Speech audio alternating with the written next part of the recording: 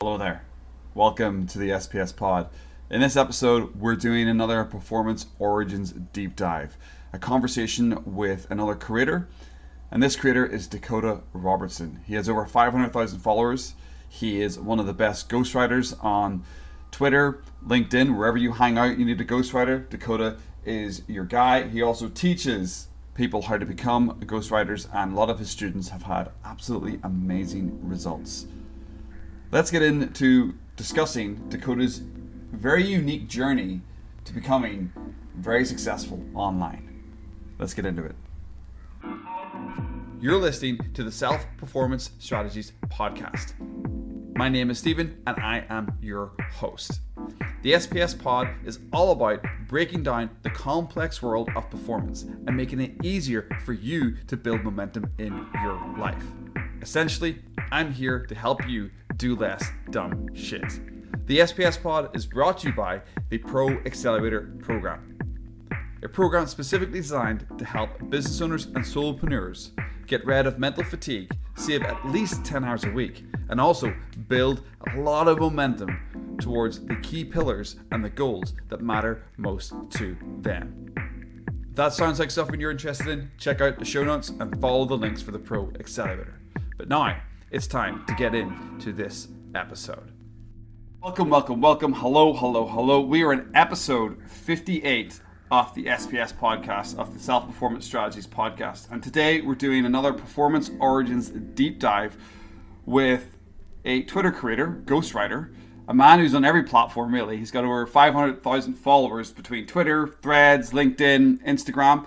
It's Dakota Robertson, and he is a ghostwriter, and he has a ghostwriting cohort, and I'm super excited to have him on as a fellow British Columbian. Yes, my accent is Irish, but I am a Canadian and a British Columbian. Dakota's from Kelowna. I'm based in Vancouver, so it's cool to have another quote-unquote, air quotes, local. I'm not from here, and he's never in British Columbia. Dakota, absolute pleasure to have you on the podcast. It's been a long time since we had a conversation, since meeting through Dan Coe's cohorts, I think one of his first ones. It's been an absolute pleasure to see your growth on Twitter and other places. How are you, my man? I am peachy keen. Yeah, it's cool. It's interesting with the Twitter community. You know, everyone's in all these different locations, but it's really cool when you get to connect with somebody that's a bit closer to home, even though, yeah, I'm never home. Yeah. Yeah. You're in Pamana. I can't even say Panama. it. Yeah. What was that? What? Panama. Panama. In the foreign land of Panama. Oh, that's terrible, man. Yeah, but you're Central America. Is that, or is that considered Yes. South America? Central America. Yeah. Central. Yeah. That's nice, man. Yeah. That's nice. That's awesome. That's Yeah. getting away from the Vancouver heat and getting into the Central American heat. Yeah, the nice humid heat. That's great. That's great. It's cool. So I asked this question to all my podcast guests when they come on. It's the first question I start every pod with, and it's pretty straightforward. What is your personal self-performance philosophy, or what is your personal success philosophy? Yeah, when it comes to performance, I am a big believer in just simplicity. You know, simplicity scales. Mm-hmm. And what are the things we can eliminate? Because most of the shit we do, it's just busy work, you know, not productive. So what are the things that are going to move the needle? Like I like Gary Neller or Keller. I don't know his Gary Keller. last name. Yeah. His book, The One Thing. Yeah. I read that and that was just phenomenal, you know? Like there's really one thing that's going to move the needle and, you know, set the dominoes going forward. That's going to make everything else easier. And so always asking myself, okay, what is the one thing I can do that's going to make everything easier? And just asking yourself that question throughout the day. Okay, is what I'm working on right now, is that going to move the needle? Is that going to make everything else easier? Do I even need to do this? Because a lot of the time we do not need to do what we're doing. We're just doing it to feel productive, or we're doing it to stay busy or whatever, or procrastinate. Like that's the craziest thing. I will do tasks to procrastinate doing the stuff I don't want to do. And I'm just catching myself doing that. So I think keeping things as simple as possible and minimalistic, I think that's really what moves the needle and get shit done, but it can be challenging because you have all these different distractions all the time. So just trying to eliminate as much as possible. I love that. I love that. It kind of goes in line with my sort of theme for my whole life is do less dumb shit. I need more of that in my life. And the goal really is there's a story, I think I read it in one of Dr. Benjamin Hardy's books, might have been Personality Isn't Permanent, I can't remember, but he talks about the British rowing team going for gold in some Olympics like 10 or 12 years ago, and they had a statement that was, does this make the boat go faster? And that was their simplicity, that was their one thing, because their goal was gold medal, and that was their keystone goal, but they had this like motivation statement attached to it, and it was very simple: does this make the boat go faster? So when they'd finished training middle of December on a wet day, and they're 6 months away from the Olympics, but they would go like, hey, should we go for a beer? And one of them would be like, does that make the boat go faster? And they'd be like, no, that doesn't. Us having a beer right now isn't going to make the boat go faster, in 6 months time in the Olympics. So they wouldn't go out and have beers because they knew they were training for the Olympics. So it's that simplicity of idea, and I really, when you said that, it resonated a lot with me, because Gary Keller as well. I've read that book, The One Thing, and the Keystone Goal. So that's fantastic. It's a good way to run it. I'm sure you with you being a ghostwriter and a very good writer as well, I have to say. I mean, you've kind of started a lot of trends on Twitter, the way that certain types of threads that you've written, certain hooks that you've used. Is that something that you think about with your writing as well? Is this simplicity? Is that of really keeping that message very simple? Yeah, that's why I love Twitter. It's really improved my writing a ton because it forces you to cut words that are unnecessary because you have those limitations. I mean, now you can write for quite a while with a tweet, but with the original 280 characters, you're forced to look at your writing. Okay, what can I remove and keep the same message? It aligns with performance and productivity. Is like, what can I remove but still get the same amount of work done? So Twitter has been really monumental in improving my writing and how I even think too. I've noticed as I've gotten better with writing, I've gotten better with speaking. I will pause and think and collect my thoughts a lot of the time and remove a lot of the clutter, the ums, the ands, and uhs, all that stuff. Even though I still do it, but see, Yeah. but just yeah, just removing unnecessary words, sentences, and trying to get across the same message, fewest amount of words, because the way I look at it, at writing and reading, is friction. The more friction you add, the fewer people are going to read. Yeah. Because on Twitter, everyone's trying to capture attention, and if you make it hard for somebody to, read something, you're adding friction, and the more friction you add, the fewer people are going to read. So I'm always thinking, okay, can I remove this? Can I say this in a different way? Can I just say this in a short amount of words? And that's really, I find that's one of the biggest things with Twitter and social media as a whole. Everyone's got short attention spans, so you got to really be on the ball with what you're saying and how you say it. And that's the biggest thing I see with the people I train with writing, is they're adding so much stuff that's unnecessary. It's like, okay, why should the reader care? Like always asking that question. Why should the reader care? Like, does this move the boat forward or make the boat go faster? Why should the reader care? Like, that's the equivalent. And when you have that question in mind, then it becomes clear what to add and what to remove. Yeah, I very much see that with your writing and with your tweets. And where do you think this idea of simplicity came from? I mean, does it go back to maybe a hectic time in your past? Is there a certain experience that you've gone through where you feel like this removal of stuff or the simplicity, it was born out of something that happened? Or where in the last 5 or 10 years do you feel like that could have really come from, or even at any point in your life? One thing I've noticed, I went on a trip to Asia when I was 19, and I was backpacking. So I only brought one backpack and one small backpack.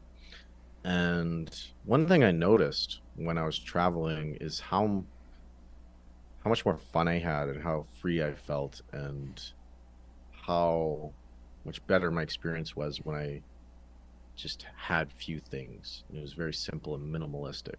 Mm. And that was a philosophy I took, like, carried with me back home when I got back. I got rid of a lot of stuff, and I was very intentional with what I added to my life. And that probably did translate to writing. But also with writing, it was just over time. I think as you get better, you cut the fat in a sense. Or it's been a philosophy that's come up in many aspects of my life, like the gym, like getting fit. You know, the more simple I made the workout routines, the more likely I was Yeah. to follow through. Same with nutrition. I think a lot of people overcomplicate nutrition. Oh, I have to have this precise amount of carbs and nutrients and blah blah blah. Now I just like, okay, hit my protein goals and don't go over my calorie goal. And that's it. As long as I'm prioritizing that, it's like the 80/20. Yeah. And I think a lot of people, they don't stick to habits, or they don't see success in things because they're majoring in the minors, as people put it. They're focusing on the shit that doesn't move the needle. So just learning to prioritize. But yeah, it's something I never thought about that, but yeah, it's something that's come up in many areas of my life, like the gym and business and travel, and it's something that served me well in all assets. So it's probably subconsciously something I've picked up in all these different areas. And I'm also kind of lazy too, so if I can just say something in fewer amount of words, I'm like, yeah, well, sign me up.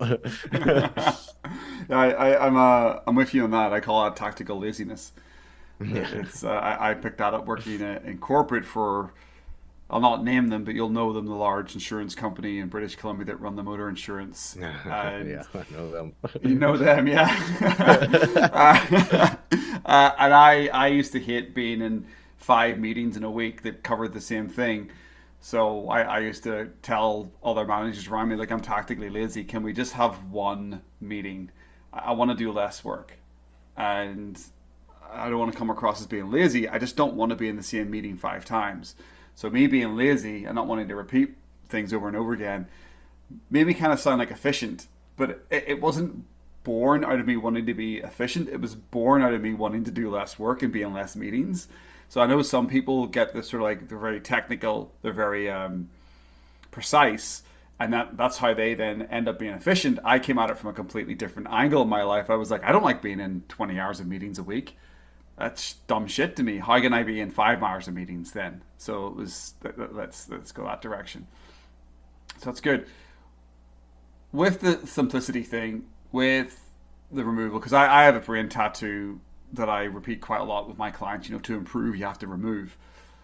So where in your life, if we go back for your struggles, where in life do you think that you've made the most removal of limiting beliefs, of bullshit, of whatever that is in your journey that's allowed you to move forward? I mean, this the podcast about performance origins. So where would you put down that, where that came out from? What would you say was that sort of origin story of Dakota? Yeah, I think a big defining moment in my life was growing up without a father. Like, he dipped when I was young Yeah. because my mom gave him an ultimatum, like, hey, you either raise your sons or you can F off. And I don't blame him. Like, he didn't have a father growing up. He was scared and all that stuff, and he was an addict at the time. So he was faced with that ultimatum, and he was scared. So he's like, okay, I'm gonna dip out. And yeah, like, growing up without a father, it really made me a mama's boy and really affectionate toward my mother, because that's where I got a lot of my attention and love and all of that. And I adopted a lot of feminine traits because of that. I was very timid, shy. I I didn't feel really in control or powerful or at all when I was young. And yeah, growing up, that affected me in many different ways. So I I don't know what age, but I gained some weight and I was like chubby. And people like to point that out when you're young and make fun of you, because those kids can be mean. Cruel. Yeah. Yeah, exactly. Yeah. And you hear something enough times, you hear it over and over, and you start to adopt that identity.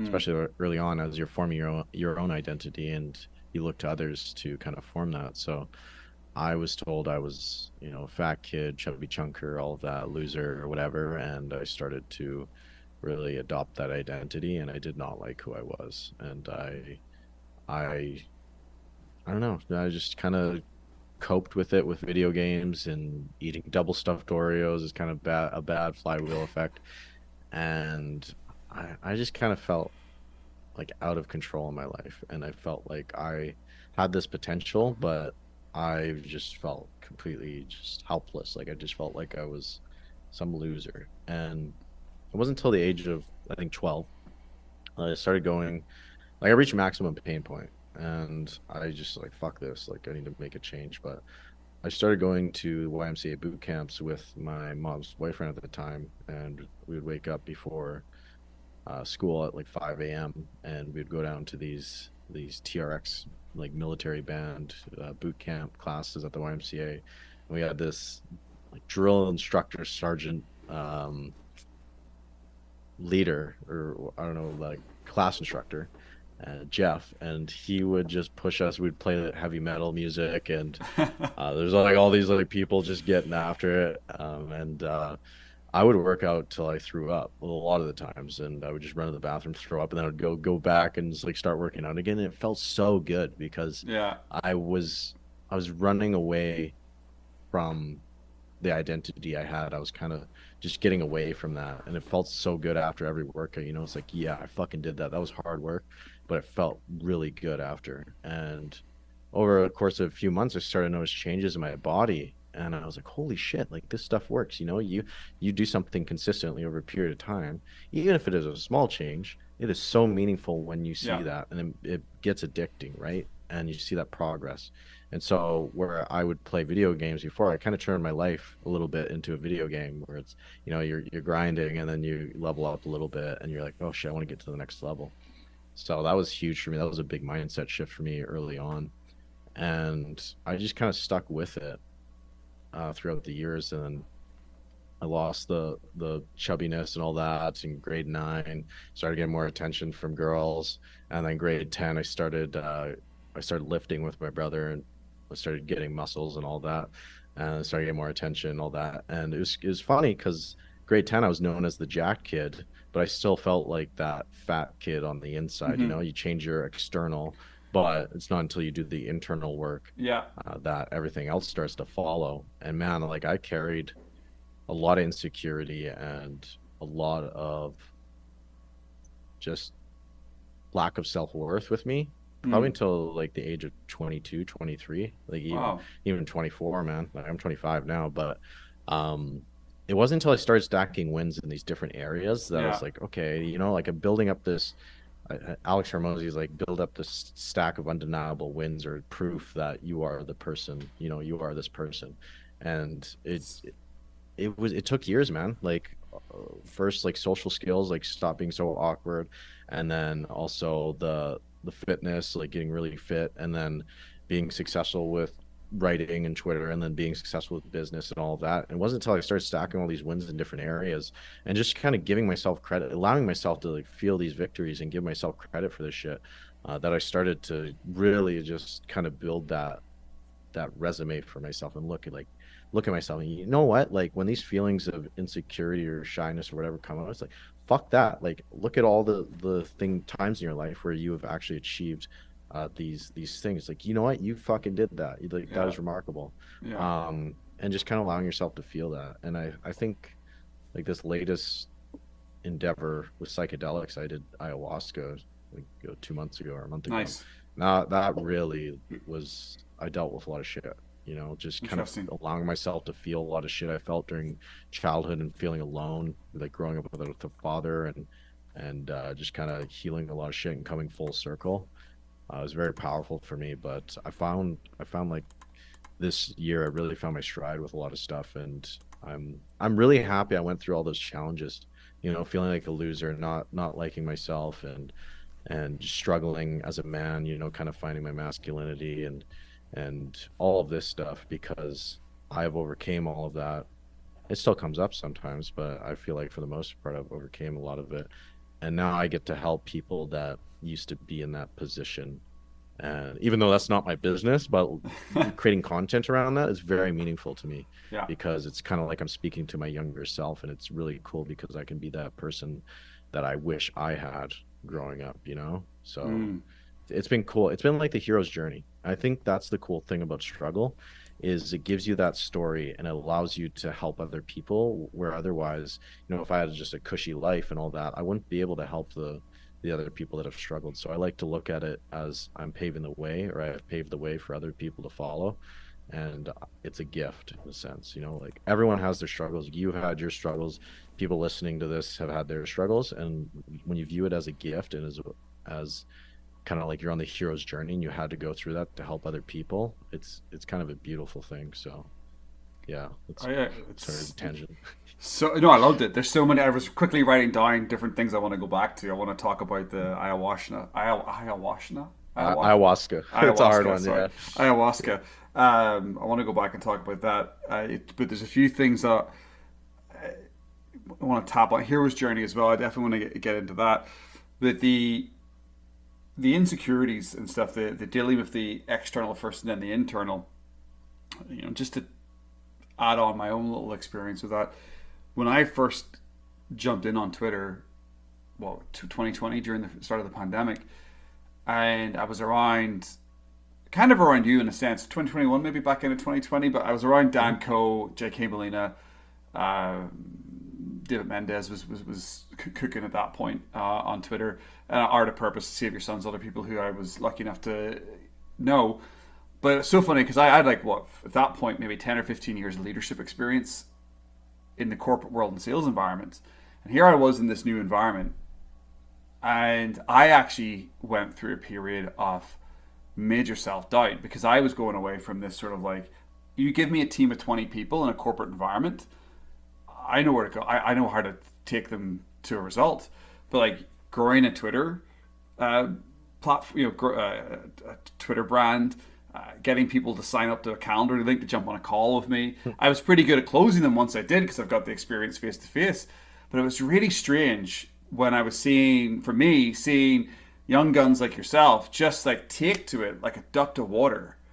And I was like, wow, this is so difficult. Going through my own sort of like the internal sort of self doubt that I had about my own skills. Because if I go back to my past, I mean, I'm a CD student. And if you were to tell my 25-year-old self, like I'm in my early 40s now, but if you were to sit down with my 25-year-old self and be like, hey, by the way, you're going to make a living, and a good living at that, from writing, he would have laughed and fallen off his seat, saying that you're full of shit. So it's like we all the reason why I picked up on that is like it's coming back to all of us have these insecurities that we think we've gone past, but then we can go 10 years past them in our lives, get very successful at something, but then come back to do something different with ourselves. We're like, oh shit, this stuff's still here. That stuff has not been dealt with. And the thread that I want to pull on is you said something about Hormozy and the wind stacking. And that is a concept. There's a very similar concept by a guy called Dan Sullivan where it's the gap in the gain. I don't know if you've ever come across this. No. And he explains that most of us live our lives in the wrong gap. So we live our lives in a negative gap between who we think we should be and where we are today. So we're constantly chasing something. And we should be living our lives in the gain, looking back at what we've done the last 6 months, year, or 5 years, or even in our whole life, and then looking at the gain and the progress that we've made. But yet most people wake up each day and they're in this gap of, well, look at this person, look at that person, or they're at a gap to be like, well, I want to have a big job and I want to have a big car, and then they beat themselves up because they're not there yet because they feel like they should be. Where you've learned that kind of, did you learn that because Alex Hormozy inserted that idea into you, or did you learn that because of the process that you went through with the weight loss and the exercising? Was it something that was already inherently within you, and then someone like Alex Hormozy came along and I gave you words to it? Or is it something that you're really starting to land on recently because of the process that you're going through? Yeah, I actually got it from a book called The Six Pillars of Self-Esteem, because I Okay. used to struggle with social anxiety, and I would read books try to solve it. and there was a line in it. I don't remember it verbatim, but he talked about like your thoughts are not your feelings, essentially, Hmm. or your thoughts are not your identity. And just reading that line really impacted me because it got me thinking. It's like, yes, I have these feelings of social anxiety and I am identifying with these feelings. But the moment I realized I switched it, that these are just feelings and these are not my identity, they're Hmm. just feelings, it loses power over you. You Mm. know, you Yeah. start to challenge these beliefs that you are socially anxious and you can say, hey, wait a fucking minute. Like I am socially anxious. No, I'm not. I'm experiencing a feeling, but that does not mean I am. You know, when you start to identify, I am depressed, I am socially anxious, I am X, that's when you're screwed because you're like, oh, it's, well, identity is fixed or whatever. But the moment you can start separating your identity from that feeling, it's when you gain more power over yourself. And then you can even flip the script on it.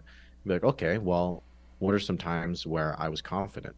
And you recall the moment where you might have asked for that girl's number, or you started conversations at the grocery store with the cashier, and maybe you walked up to that old man in the mall and started a conversation, you know, stuff like that, or you stack these small wins and just counteract it. So that was like the start of that. And then I think it was a few years later where I heard Hormozy say that. I was like, oh yeah, that's 100% true. But it's also just kind of reminding yourself that throughout all the years, you know, like you can hear something once and it's like, okay, yeah, but then you gotta remind yourself over and over. Like it's a constant lesson with many things. Yeah. But yeah, I love Hormozy's, like his mindset stuff. That's my favorite stuff he talks about because it all translates to everything, you know. Like I went through this performance program from my performance coach Leon, and the first thing he talks about, you know, is shifting your identity. Because, you know, if you identify or you see yourself as an athlete, you're just automatically going to be more prone to making decisions that an athlete would make. Like I train every day, I eat my fucking 200 grams of protein, you know, I do X because I am an athlete, Yeah. you know. Or you know, if you identify as a non-smoker, you're not going to smoke cigarettes, right? Yeah. But if you're saying, oh, I'm a smoker, like, you know, whatever, like, you know, you're just going to be more prone to that stuff. So if you can shift your identity, everything else is going to follow. And I think it's a very important He's- thing that many people need to go through. your coach is 100% right. It's exactly what I do with my clients as well. I don't get as blunt as saying you got to shape your identity, but it's like creating that defined what your definition of success. And if your definition of success is you're a successful business owner, you should identify as a successful business owner. You know, you're not going to create a future ultimate scenario for yourself where you're running a business but you don't have a business. You know, there's no alignment there. So I very much agree with that statement from your coach, and he's right. I think from my experience as well, I identify as a coach and a business owner. And one of my biggest mental shifts this year, which I fought, and it's kind of stupid, is I now identify as a writer and a marketer first, because I've done it the wrong way around. I'm a coach who attracts clients, and I use marketing to attract clients. But I've actually realized in the last 6 months that my business has done more than I've done in the 6 or 8 months before. But that's because I personally believe it's because I've put the storyteller and marketer as the first identity block, and then everything. And because of that skill set, I get to do the coaching. I get to do that stuff. So you're 100% right. It's a very what's the word I'm looking for? The right way to do things is pick the identity and shape your actions from that identity. It blows my mind still that I hear stats like Harvard say that 95% of people don't have goals. So 95% of people aren't even picking an identity. Yeah. And then you look at the world around you and you're like, man, I kind of get that. You can kind of see it. Kind of see it. Dude. Yeah. It's yeah. like not having a map, you know, like how are you gonna get somewhere if you don't have a map? You know, I mean, you could potentially get to your destination, but it's a lot easier when you have some kind of direction. Yeah. You get that feedback. Oh, I'm going in the wrong direction. So that's the correct course. Yeah. No, 100%. It's like that old Stoic quote: a ship of no port, no wind is favorable, or whatever. So even 2,000 plus years ago, those guys were writing platitudes about Yeah. picking Bangers, bro. There'd be bangers. bangers at Twitter on Twitter. That's great. I wonder how many followers Marcus Aurelius have if he was around Oh, today. yeah, he'd be killing it, bro. Be killing it, man. Selling a little mindset PDF below it. Yeah. The sort of question I want to get onto now, I just want to generally ask, because we've talked a little bit about your struggles and your journey. I think that people are sort of well documented about you. You've talked about not having a father, and you've talked about your struggles that your mum had as well. We can talk about that if you want quickly. But the main question I want to get onto is, like, when you look back at your life, what is the big success that you think was the domino effect for you, that when you look back and be like, fuck, that was the thing. That was the moment that kicked me forward. I'll share mine quickly. I jumped on a plane in 2009 and came to Vancouver. My life from that decision is literally a dramatic, like, day and night, like, completely different. That decision was the most important decision I made in my life because of who I am, where I am standing today. Wife, dog, Burnaby, where I'm living, job, business. I'll not get too deep into it. It's not my podcast. Well, it is. I'm interviewing you. But is there a success, a moment in your life that you think that you can kind of go back to and be like, yeah, that was a big domino? I think big one for me was it was overcoming my weight loss, or overcoming my weight journey. That was huge for me because that started the domino, that showed me, hey, like, you put in all this effort and this hard work and you can get this result. Like, it put control back into my life, where it's like, hey, you can fucking do this. Like, this, you put in this effort and you can take control. Like, you have control of your life. What else can this translate to? And it was business, it was Twitter, it was X, Y, and Z. And that was really meaningful for me. But I think, honestly, like, the biggest win for me was just kind of looking at where I started and where I'm at now. And I don't give myself enough credit for what I've done, and, like, with the struggles I've overcome. And I'm just really proud of myself. Like, that was a big thing when I was on ayahuasca, was I really acknowledged, like, what I've done, and I felt like I was talking to that younger kid, the kid that was scared and felt helpless growing up. And I remember it was just me and that kid, and it was like a feeling, and I just acknowledged all that pain I felt growing up, and I just kind of took the lead. I'm like, hey, I got it from here, man. Like, you don't got to be scared anymore. So I'm taking over, and you can just relax. And just kind of, it was a really transformational moment for me, where it felt like I wasn't doing things, felt like a shift from life, from doing things for validation or doing things because I was scared or of not being liked or whatever, and kind of taking the role of being a leader and accepting, hey, you are good enough, like, actually feeling that, recognizing that, and recognizing that now I am going to be the person that helps other people that are in the same position, even though, again, I'm not starting a business around it, but crafting my content around that, and recognizing that a lot of men today, they don't have people to look up to.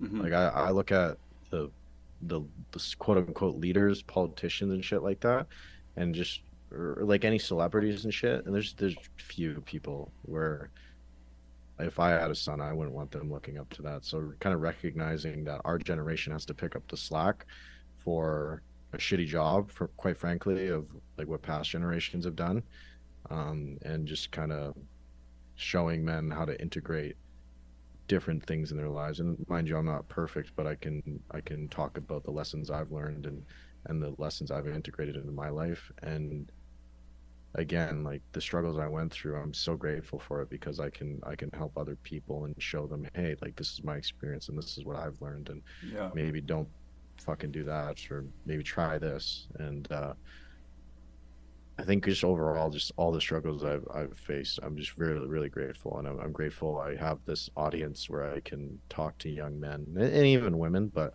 I mean, I know men better than women. I'm not gonna pretend like I can understand women, but just I feel really fortunate to go through all these challenges and to have this platform I do Yeah. now, and to be able to talk to people that might be in the position I was a few years ago. I'm That's really grateful. that's beautiful, man. I love that. I think struggles transcend gender. I think in general, I Hmm. think there's a yes, we are different. Men and women are significantly different, but I think the general idea of the struggle, I think, is universal, and I think we've all got them. Uh, and I partied when I was your age. I was still reaching for the lasers in dirty nightclubs in Europe and in England. And it wasn't until the back end of my 20s that I was like, oh shit, life was actually, there's a whole bunch of shit that you need to actually do in life. And I beat that kid up for such a long time. That guy from the age of like 19, 20, maybe 21, I really got into it, and then by 28, 29, I stopped doing it. And but honestly, up until like last summer, I was beating that guy up. I was like, oh, you that fucking idiot, you fucking idiot. Why'd you do that? Why'd you waste 10 years of your life? And similar experience. I didn't go off and do a trip with a, what do you call him, a shaman? Would have been Shaman, a yeah. shaman. Did you do it Yeah. with a couple of other people, or was it just one on one with the shaman? No, it was, yeah, there's a shaman and then a few assisting members and then 12 participants Probably with just the ceremony. cool, cool. We'll touch back into that, but I Yeah. realized, and I'm in my 40s, and I realized this. So again, we're all different struggles. I was like, oh shit, I've been holding this like negative energy towards a certain part of me, but that kid was doing the only thing that he thought was the right thing at the time. Like he 100% thought that was the right thing to do at that time. So why the fuck would I, as a more evolved, more actualized person, go and have negative words with that young guy? Like, can you imagine that in real life? If you met a young guy who isn't as actualized, you wouldn't yell at them. You'd have a conversation. You'd sit down, you'd meet them where they are, and you'd put your arm around them and like, hey, this is the situation. This is where you can go. So when you said that you were talking to this younger version of yourself, and you were saying you were taking over, and you were like, hey, the Chad writer, the good-looking Chad guy is now taking over, taking control of the wheel here. When I heard you say that, I was like, that's phenomenal. I think that's such a great conversation and a mental experience to go through. And now, was that the reason why I want to touch on this is because the process, the shaman, the psychedelics, the whole process with that is something that I'm interested in a sense. There's things that you can do, not so much on a big scale as going to a shaman, but there is other things that you can do to have those kinds of experiences. So when you were in that ceremony, was there a series of questions that led you to that, or was this just a floating vibe and an emotion that you knew that you had to go and sort out? What was the process that actually got you into that mental state where you were saying to that younger version of yourself, "Hey, love you. You don't need to worry anymore. I got this." Yeah, so what was really different about ayahuasca compared to other psychedelics I've done is how much more structured it is and how Okay. much more intentional it is. Because I've done LSD and mushrooms and smoked weed before, but going into this was way more intentional because it did have a structure to it. It was a retreat, and it was, they refer to it as medicine. They don't ever call it a drug or anything like a psychoactive. They call it medicine, and it is legit like medicine because you are healing so much shit. You're confronting your traumas. You're confronting what's going on when you're not consciously thinking. Mm-hmm. And what they did before we took the medicine was they asked you to state a few pillars, just a few words of what you want to work on or what your intention is. And they ask you at every ceremony. So there's three within the week, the one I went to. And I forget what mine were like for each one, but I know like leadership came up, confidence, and um, love, and like different stuff like that. And it was crazy.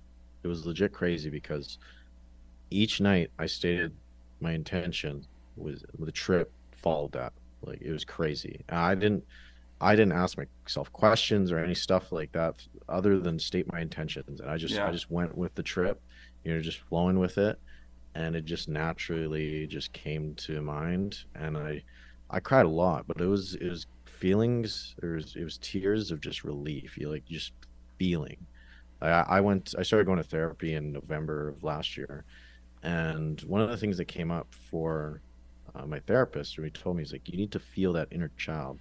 You need to actually feel those emotions you felt as a child. And asked him, like, how the fuck do you do that? Because I like to think I'm a logical person. Like, just tell me the roadmap to do it, and I will do it. But Yeah. you just got to feel it. I'm like, how the fuck do you do that?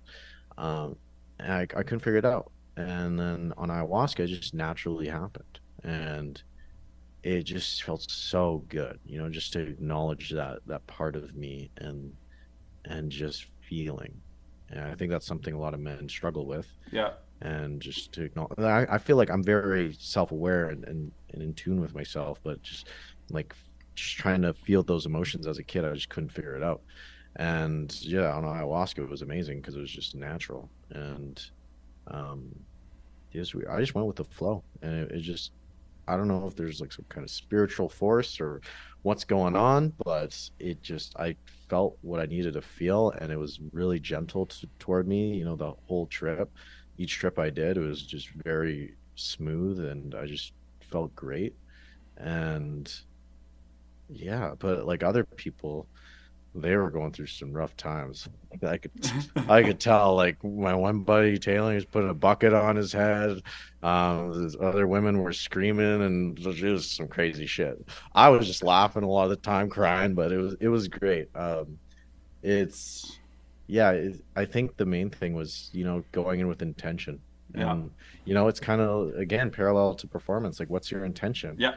Are you just going in, just looking to stay busy? Or are you looking to actually have this goal finished by this time and actually get shit done? So Yeah. intention, it's like the winds to your sailboat or something. I guess that's an analogy or metaphor or whatever. Yeah. Yeah. Yeah. And it's like, bring that intention to your everyday life. And then not even just during the ceremony, but after. Like, hey, what's the intention here? What's your intention with what you just learned? Yeah. Are you going to apply it? And that was a big thing. It's called the integration. And then Yeah. you have this period where, your brain is plastic, and it's like, are you going to take action on the shit you learned?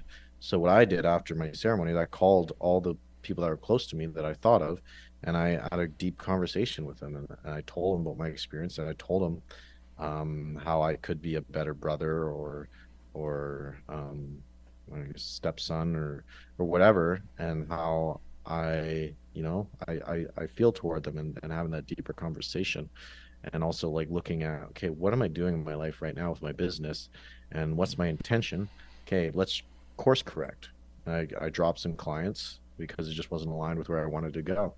And just kind of, you don't need to take drugs to do it. I mean, it can be helpful just to kind of get an outside perspective, but carrying that intention with you Yes. throughout your day, weeks, months, whatever, and just, okay, where am I going? And am I aligned with that? Is my intention aligned with that? It's Yeah. powerful. It's going back to simplicity. It's like having Yes. that simplicity around Yes. things. I have a word for this year. Standards. It's just been my intention for this year, and my integrity gap in certain areas of my life is actually wider than I want it to be. Who who I am, and who I actually want to be, and I see that as my standards. And when it comes to my content, my writing, I feel like I'm in line with that. But when it comes to maybe fitness, I'm a fairly fit guy, but if I'm not playing soccer, if I get injured, do I go to the swimming? Do I go to the gym instead? Do I substitute with lower impact? No, I just don't go to soccer until my knee's better. And then I feel that integrity gap of my standards is a bit wide. So that when you have that intention, it drives your actions. It really, really, really does. And every quarter, I try to pick at least. I have my main word for the year, obviously as standards, but for this quarter, well, sorry, I haven't actually picked one for this quarter yet because I just finished my last quarter, and my intention for last quarter was simply the word cohort. And my goal for the last quarter was to release. I don't care what it looked like, but it was just get that product out and get a group call going. Did I make a lot of mistakes with it? Sure. Could I have done it much better? 100%.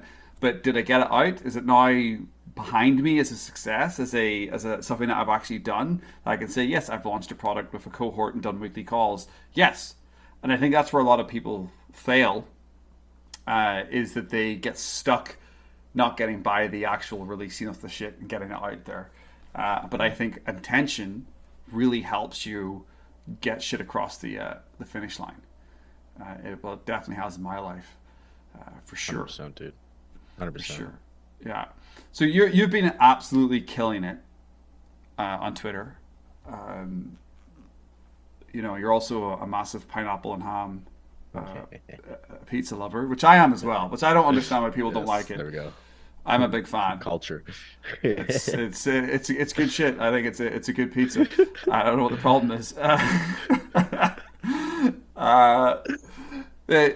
The comedy side, the sort of I don't know, you almost shit post, but you shit post in such a great way. Where is that side of you come from? I mean, because I being Irish, we a lot of our comedy are it's not self-deprecating, but we poke fun at ourselves, but in almost in a positive way.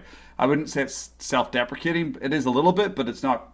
We're not being mean to ourselves, but we don't take ourselves seriously. But you don't take yourself seriously at all. You're just like, you taking it. I've seen you online, like just taking the piss a lot. Where does that come from? Was that a defense mechanism, or where does that comedy come from? It comes from my mom. My mom was fucking hilarious. She was fucking crazy. I loved it. Also, yeah, I think some of it was a defense mechanism because I was a chubby kid growing up, and when you're not the good looking Chad, you gotta find other ways to get by, so I became funny. But no, it was definitely from my mom. My mom was fucking wild, like the shit she would say, and like actually like fucking like crazy, but funny as fuck, like funny crazy, not crazy but like, well, a little bit, but just kind of just out there. And I adopted a lot of that because my mom was the main one around growing up and the person I looked up to, and I adopted a lot of stuff from my mom. A lot of my values I have today are from my mom. Probably the reason I'm an entrepreneur is because of my mom. Dude, she told me at a young age, like age 7, I remember like sitting me down one day and she looked at me like, Dakota, don't you fucking work for somebody else. You start your own business. And like, that's legit how she would talk to me. Like I was like a fucking, she had a certain standard for me. She like, don't lie, cheat, or steal. And yeah, you like, when you grow older, start your own business and don't work for somebody else, because like you have all these limitations when you're an employee, and there's so much more like room for growth when you are the one running the business. And I'm so grateful for that woman. Like she was such an amazing woman. She had such a huge heart, like almost too big of a heart. And fuck, like I really admire her. I look up to her a lot, and I'm really proud to call myself her son. Like she was an amazing person.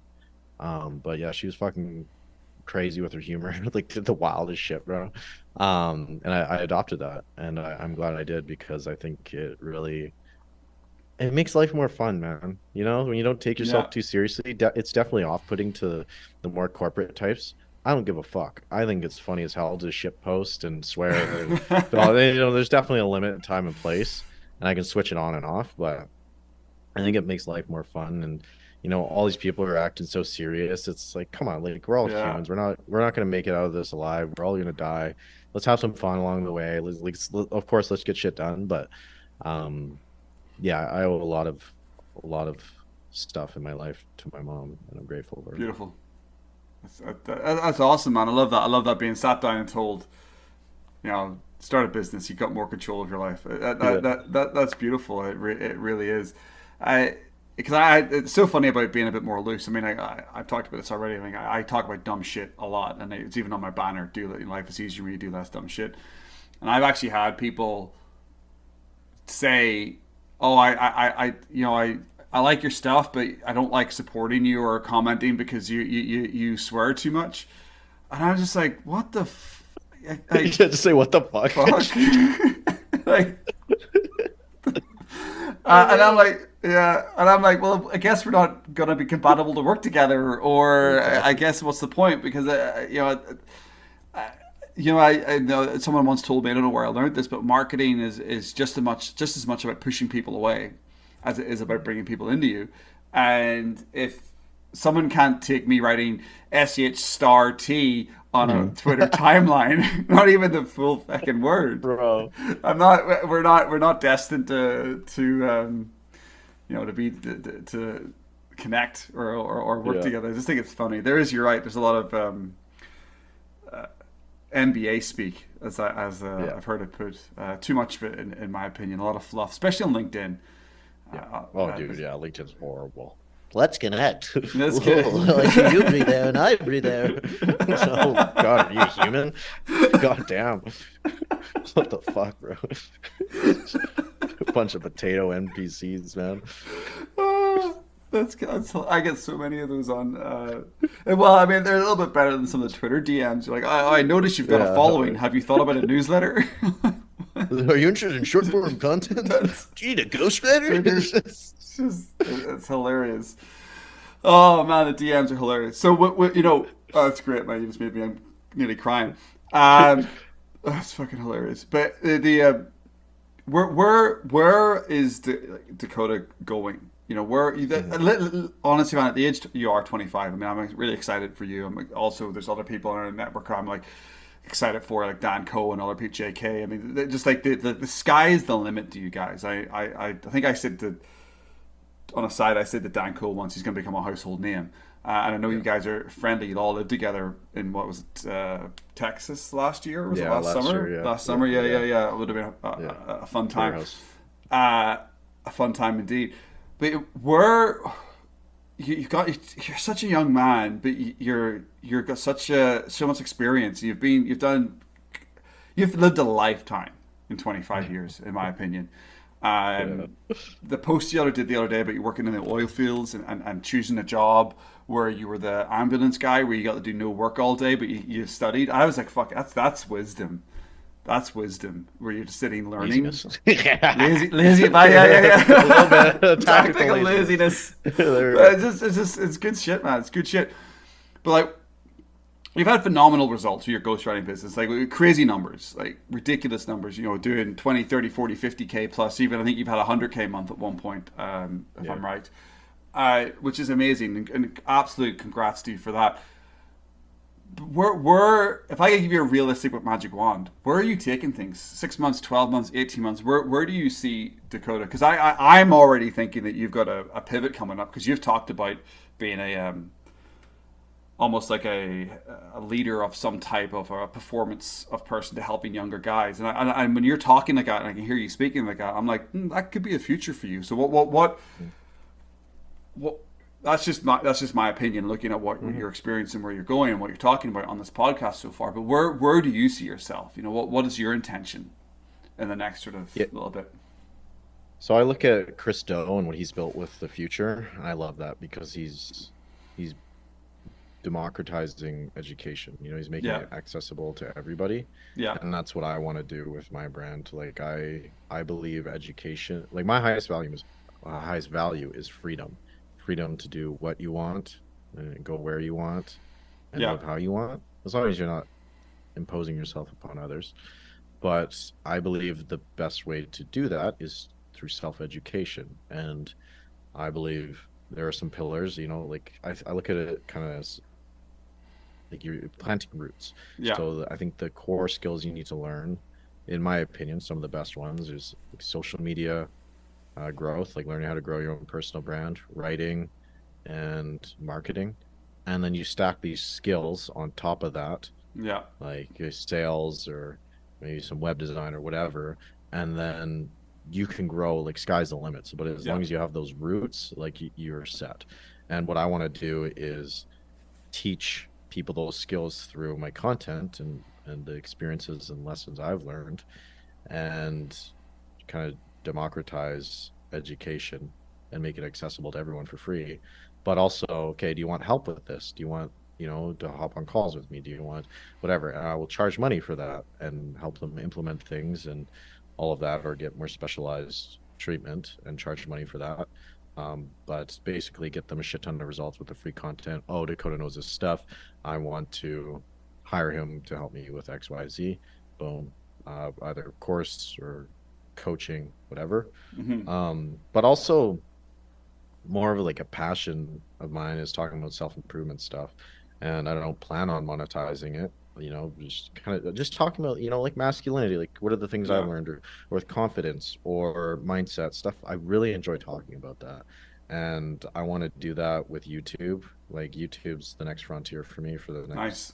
I want to get that going really soon. So I want to do that through YouTube and just kind of just keep growing my brand, and keep teaching people the skill of writing, audience building, and also sneak in the self-improvement stuff with that. And just honestly just increase people's bank accounts, their self-worth, all that stuff. And I don't know, you make money along the way. So yeah, just build this big education brand and then just impact people in other ways in their life. um, just have everybody win. I think that's really cool. I think that's the recipe for success and fulfillment. I love it. I love it. I really, I think you'll do it. 100%. You'll do it. I think it's great. I've already seen it in your content and what you've done so far. I think it's amazing what you've done. The just phenomenal with the growth. Phenomenal. Some of the results that you're getting in your ghostwriting cohort as well. So congrats on all that. It really is impressive to see it. I genuinely love seeing other people win, because I have a deep belief that if you're seeing people who you're even if you're not that connected to them, but they're within your universe, and someone like you is in my universe, like we're a DM away, we know similar people. When I see someone like that winning, I always feel like I'm in the right room, like because other people in this room are winning. It's like going fishing, where I'm in the same lake. I might not have caught a massive fish yet, but there's massive fish in this lake because the other guys who know how to catch big fish are in this lake as well. And I have a deep belief. So when I see people winning on the same platforms that I'm doing, it's for me, it's the right signal. Like this is the place to be. So congrats on that, man. Congrats on that. And I wish you all the best going forward with your stuff. If I could throw a little curveball angle question in there, what do you think is actually slowing you down, standing in your way, or stopping you from just like flying forward with that big vision that you just shared with me? What do you think is the thing that you're like, oh, I need to drop that dumb shit, or I need to remove that 80% of bullshit from my life? What's slowing you down? Yeah, really, I'm working in my business a lot, working on things where it's not my strength, and that's something I'm working on right now, like delegating. So, like I'm decent at business, but I'm more of a creator, I find. Like I enjoy creating a lot more than doing operations and stuff like that. So I actually recently hired my friend Abdul to come in and help me with the, managing the operations and the marketing and the sales side of stuff. Because I can do it, but I find, it's better to play to your strengths, in my opinion. Like just go hard on that. And if you delegate something, like delegate it. Even if you have to pay a decent amount of money, it's worth it, because if you can grow so much faster and that compounds over time, well, who gives a shit about paying some money or giving up some equity in the short term, because you're just going to grow so much more. You get a bigger pie, like the pie is increased opposed to like giving a bigger slice. So yeah, and really just prioritizing my stuff, because I have this tendency to people please, and there's some people in my life where I was like, oh, like respond to messages, or oh, go out to this event or do X, Y, and Z, where it doesn't serve me or I don't feel like doing it. And I find that's one of the biggest things. As you grow bigger and bigger, you get more opportunities, and there's more shiny objects, and Yeah. there's more people hitting you up and all of that stuff. And you really got to learn to prioritize yourself and not feel bad about it. That's Yeah. the big thing, not feel bad about it, because everyone wants something from you. You know, when you get bigger and bigger, like, hey, can you do this? Hey, can I get a shout out? Can I get blah, blah, blah, blah, blah. And it's just really learning, okay, be selfish with your time. It's okay. Like it's okay to prioritize yourself and focus on you and what serves you.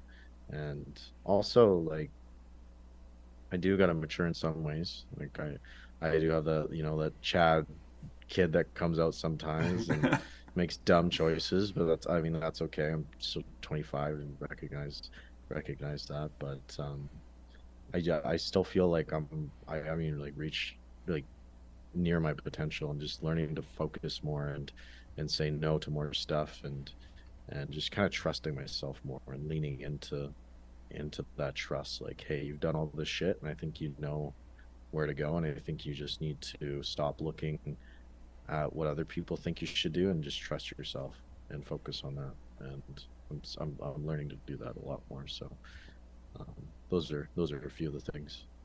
Yeah, yeah. And where do you think that some of the I mean, you're 25, so I'm not going to get too deep into you doing dumb shit, because that's just part of growing up. It's Yeah. yeah, you know, especially as someone at your age who gets the opportunity and the money that you have available, Yeah. you can do shit some people don't even get a lifetime to do. But Yeah. with the other stuff slowing you down, the people pleasing, or maybe overcommitting yourself, like, Mhm. is that just a lack of intention, or does that come from, you know, inexperience, or does it come from maybe, you know, something from previous in your past, where you're trying to, like, please people? Where do you think that it? What do you think that is? I have a lot of empathy for people, and so when someone asks for help, I want to help them. Or someone, and like, I've had friends or people I've seen, like women, where it's like they would get upset if I'm working on my business, and they would kind of be like, oh, like, you kind of make me feel bad, and like, oh, okay, like, kind of give it up, or just like, just not put the time to myself, and just like, just because I don't want other people to feel bad, and just recognizing, you know, it's not my fucking problem. Like, to a certain degree, like, you know, it's not my fault you Yeah, feel bad because I won't hang out with you because I want to work on my business, because I have yeah, actual goals. And also, like, just kind of learning to align myself with people that are actually going, like, have the intentions I have, or have the yeah, goals I have, or they want to move forward in some way. I think that's one of the biggest things that holds people back, is they're hanging around people that aren't aligned. It doesn't mean you're a bad person or they're a bad person. You guys just aren't aligned anymore on where you guys want to go. And I found myself making that mistake multiple times yeah, with friendships, or women that I've been seeing. We're just not aligned, and that's okay. There's nothing wrong with that. yeah, But I need to find people in my life that are matching my intention, where I want to go, and that won't make me feel bad for pursuing my goals, or realizing, hey, like, maybe I got to put my head down for a few weeks and focus on all this stuff, and just not made to feel bad. Yeah, I think a lot of people, they just don't got stuff going on in their life, and that's fine. Um, and they put their happiness into other people, things yeah. outside of themselves, or whatever they got going on. I place a lot of my happiness in what I'm building, and like internal things that, Yes. like, I have control of.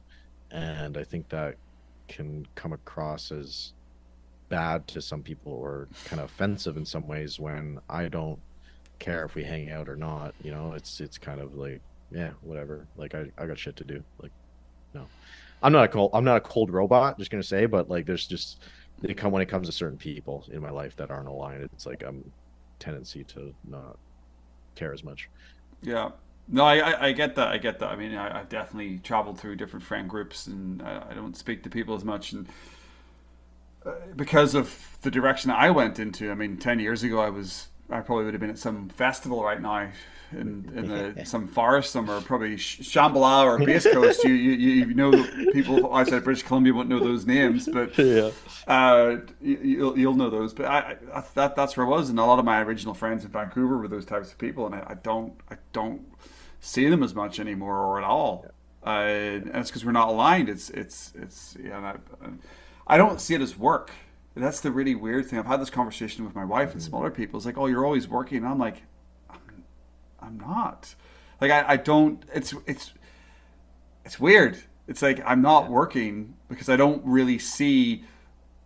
Sometimes when I'm writing my newsletter or I'm doing a podcast, like, this is work technically. This isn't fucking work. This is me having a conversation with somebody, and it's a lot of fun getting to peel back the layers of Dakota, and I get to learn something. Hopefully, you get to learn something, and it's a mutual learning experience that I then get to use as content.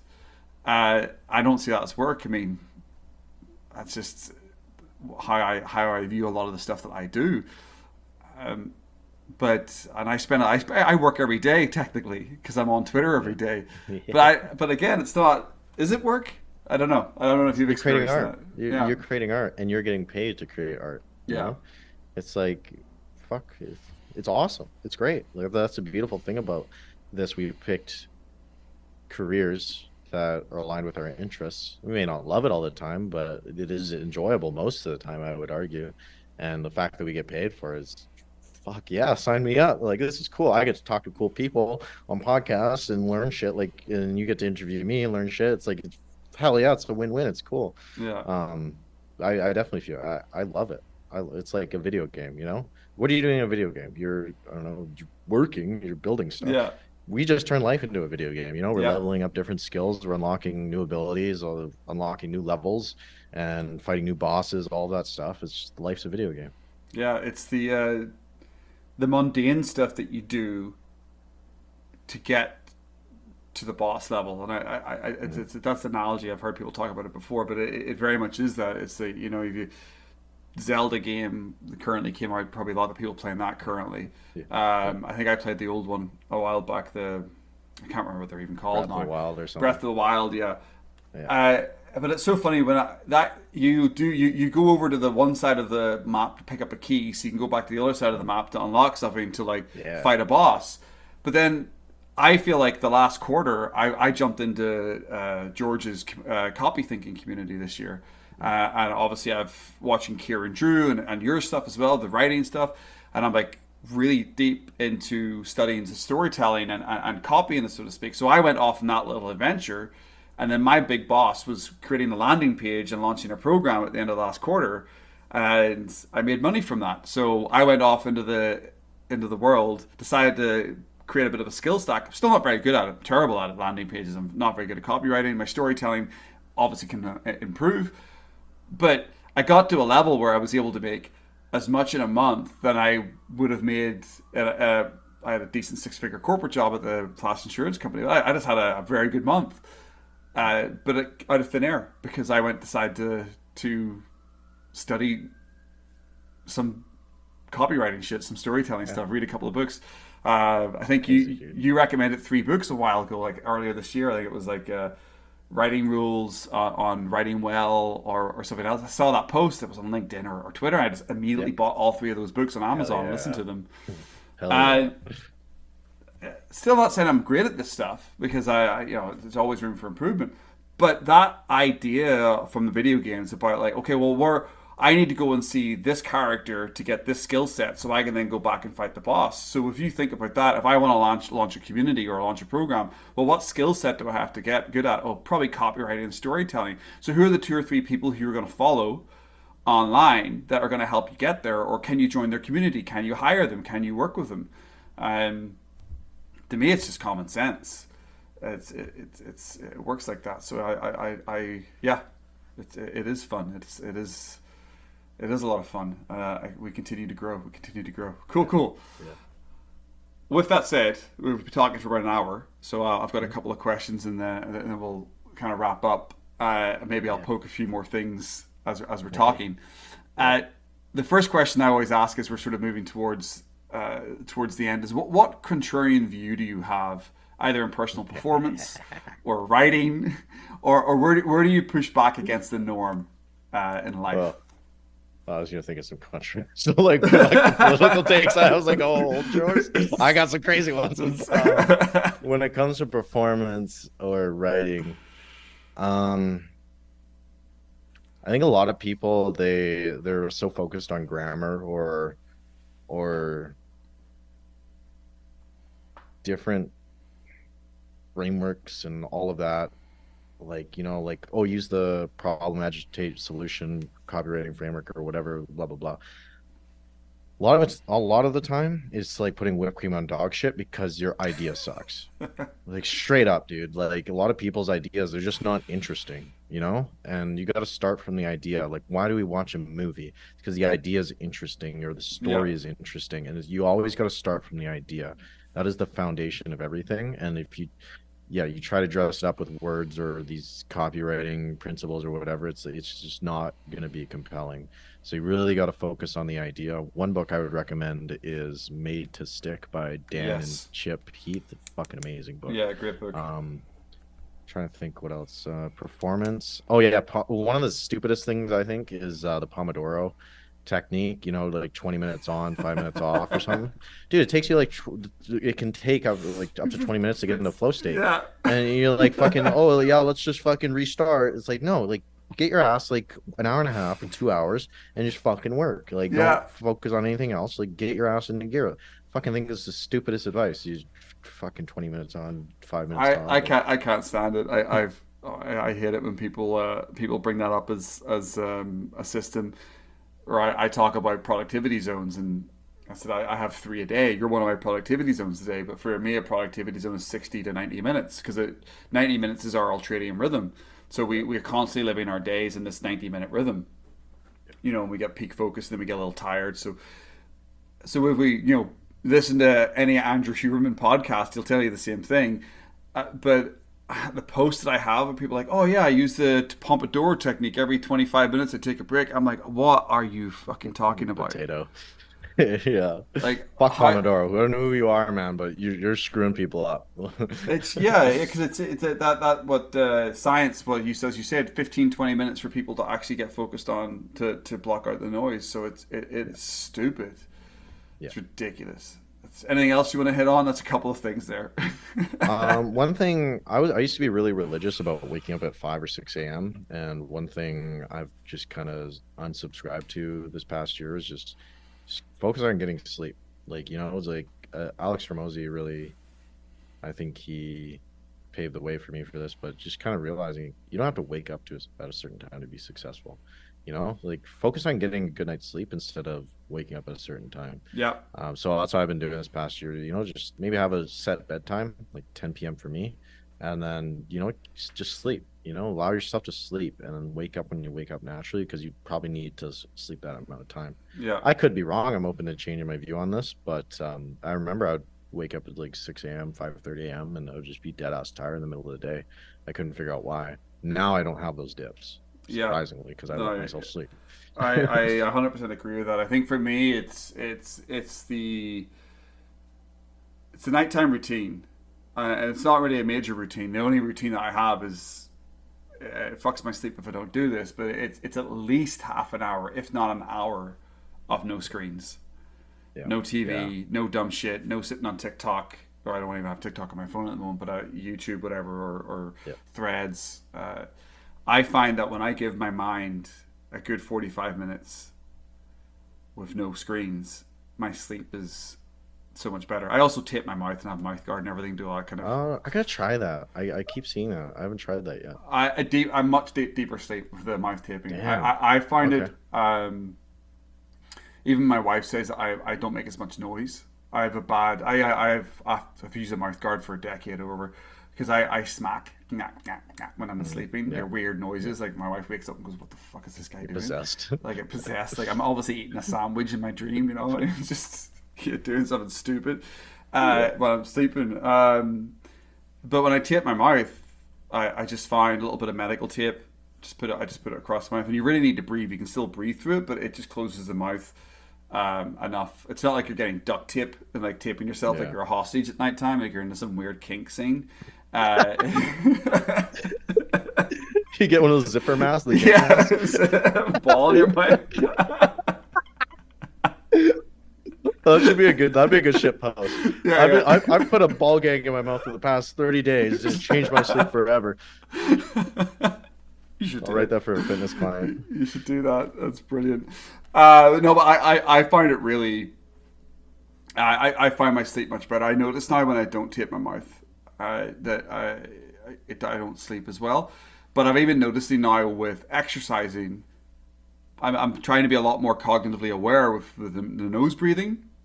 When I'm out jogging or I don't really jog, I go for a walk, and there's a certain part of my walk that I up the pace a little bit to get that zone 2-3 exercise in.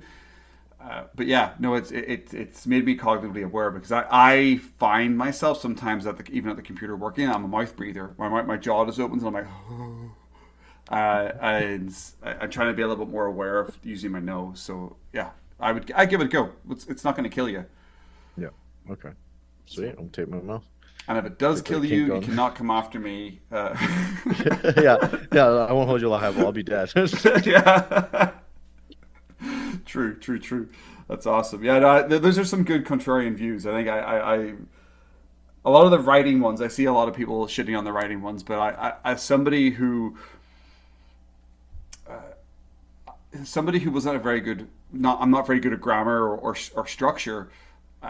The ability to remove a lot of the dumb shit, and I think it's you and Joshua Isaac hit on the bad adverbs, the ly on them. Definitely. I when I read back some of my older posts, fuck me. Same, bro. Just so many of these useless words just thrown in there. You're trying to make things sound more exciting, but you just it just makes it sound stupid. Yeah. That's good stuff. Good stuff. Cool. Well, wrapping up, getting close to the end here. The final question. And before I ask you the final question, is there anything that you want to ask me? Is there anything that I should have asked you? Is there anything that we didn't cover that you want to cover? Is there anything at all? No,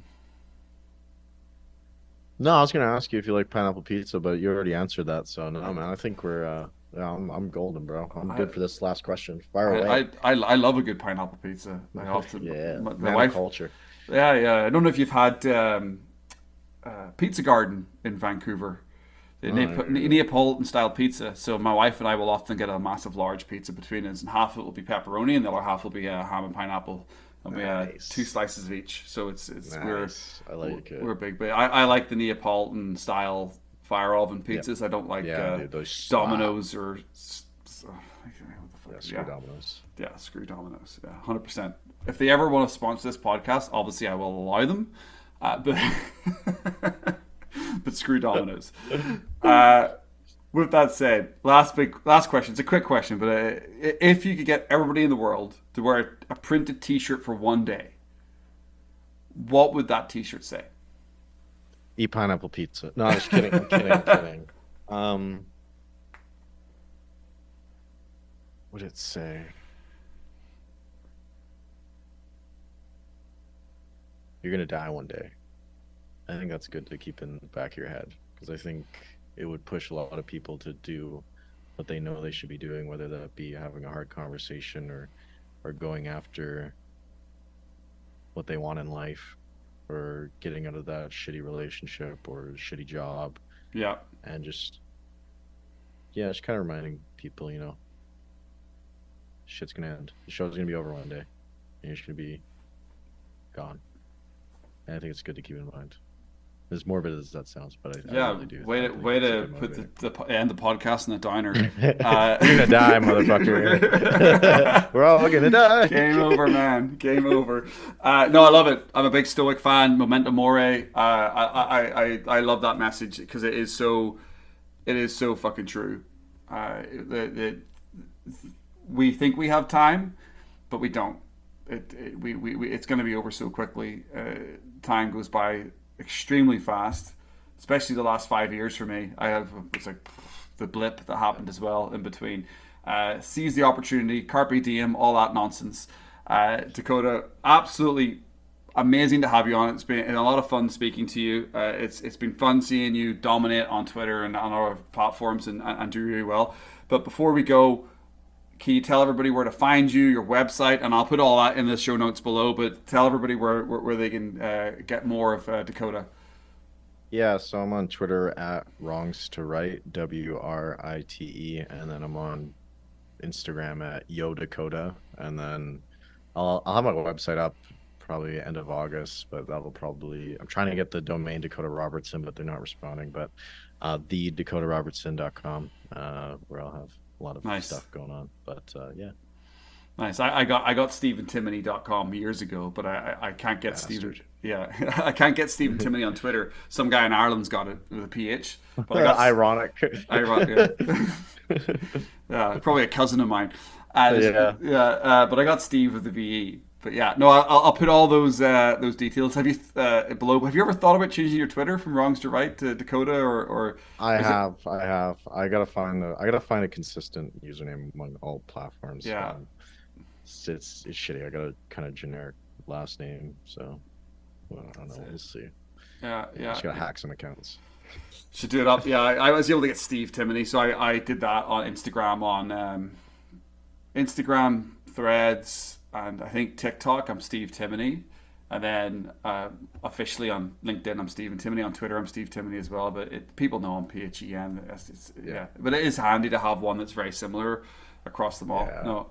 100%. I'll put all those below because WrongsToWrite is going back. WrongsToWrite is going back to the floating hand. Yeah, dude, the good old days. The glory days when you had a guy. Was that a feather? Was that a guy holding a feather? It was a floating. Yeah, it was a floating hand with a pen.